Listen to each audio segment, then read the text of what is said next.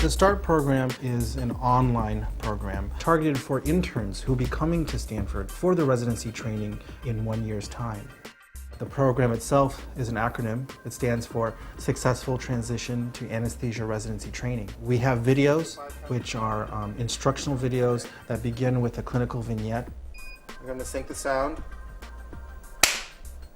Okay, I'm checking my vaporizers. That all looks good. I'm going to turn the oxygen up to 100%. Just checking everything, checking my laryngoscope, making sure that looks okay. Good. We use a point of view camera, which is a special camera that attaches at eye level. The reason we chose that, we wanted to pull the residents in. We wanted them to really see what we see and have them really view these videos as a real life experience. I have to get my succinylcholine. All right, I'm gonna get ready to get started here. Okay, great, you ready to go? I just took the surgeons to scrub their hands. 27-year-old penetrating trauma to the belly, hemodynamically unstable. They wanted an X-lap, so we need to do a STAT, our rapid sequence induction. You ready to go? I am. Okay, I'm gonna go ahead and get started. Okay, wait, stop. I don't want you to use propofol on this patient. Oh, that's not the right drug? No, look at the hemodynamics. He's hemodynamically unstable. Okay. What should I use? I think we should use etomidate. You have it? I have it up in the back. I'll go get it real quick. In addition to that monthly video podcast, we also have a lecture that they view online as well. All of these interns, no matter where they are in the country, can interact with each other and learn together.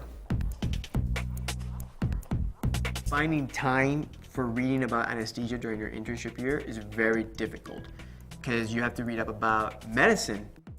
It looks like you peed. Yeah? So I found that the START program from that perspective gives you the must-need-to-know nuts and bolts about anesthesia.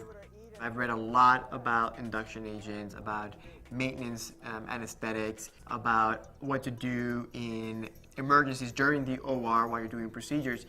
And it's allowed me to think different from a medicine person. From that perspective, it's opened up my eyes as to where I'm going next year.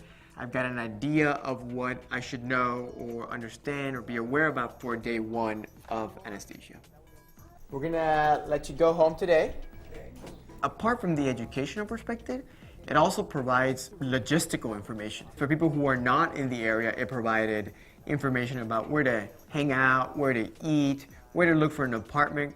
Dr. June and Dr. Harrison gave a nice little teaching session on how to use the computers at Stanford. Because the programs, once you get to know them, they're amazingly helpful and they make your life a whole lot easier. But because they're so involved, the first couple of days can be very complicated and you need a lot of help. And you're all set. You can go home. Thank you. All right, take care. All right. Thank you for your help. You're welcome. Having the START program going along with this whole year and having some kind of integration with Stanford was awesome. Kind of helped me feel like, well, okay, I'm not actually there this year, but they still are paying attention to us as the incoming CA1 class and want to help us kind of prepare a little bit so we don't feel so like fish out of water come July 1st. The START program definitely helped us kind of connect with my future CA1 colleagues, as well as some of the already existing anesthesia residents. I already found out that some of my incoming CA1s love soccer, and there's already plans to make barbecues to watch the World Cup when everybody gets here in July, and maybe start a co-ed soccer team. I think it's definitely pretty unique. They've really tried to integrate all of us early on and provide a great online resource. I mean, not only for us, I actually had some med students this year, Stanford medical students who are interested in anesthesia, who are doing their internal medicine rotations, who have watched the videos on the START website. Even they think it's super exciting and helpful and kind of get to learn a little bit more of anesthesia in that respect. Just got paged.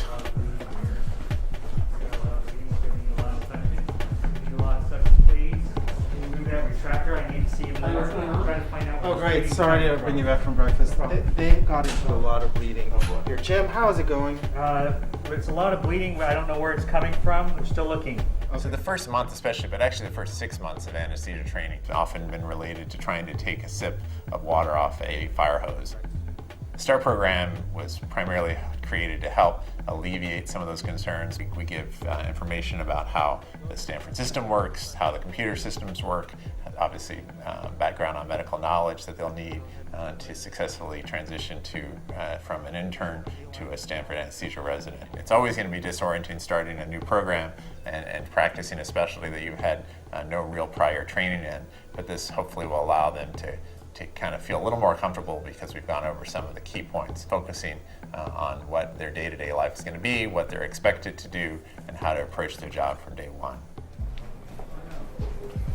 A lot of these programs tend to have orientation with some teaching on how to use a computer, etc., but it's all based on just papers and you have to read about it, as opposed to Dr. Chu's method, which is, let me show you how you actually do it on the computer. That really makes it a unique program. It reminds me that in a couple of weeks, I'll be going into anesthesia and doing the things that I want to do for the rest of my life. A couple of the START modules at the very beginning of the year, you know, we would talk about dosings for intubation drugs and what size of ET tubes you use. And so the couple times where I actually got to intubate a patient, I already knew the doses for the intubating medications. I knew which ones were appropriate for these patients. And I think, you know, of course I had learned that at one point or another in med school, but that at this point was, what, a year and a half ago? So, you know, I would not have remembered those other than had I not watched the videos from the START program. Are you claustrophobic at all? Not really. Okay. Well, I'm going to just put it lightly on your face. They've been helpful in the last couple, 3 months as we're actually already starting to make the transition. So I'm excited. Can't wait to start. So there's been some surprises along the way as we've been producing the START program. I think the biggest surprise is the fact that the interns actually don't feel it's a burden and don't feel it's a lot of work and actually enjoy being part of the program. It's something that reminds them every day why they're doing internship, because they want to become anesthesiologists, and it just keeps that motivation going, that energy going throughout the year that maintains their interest in our specialty.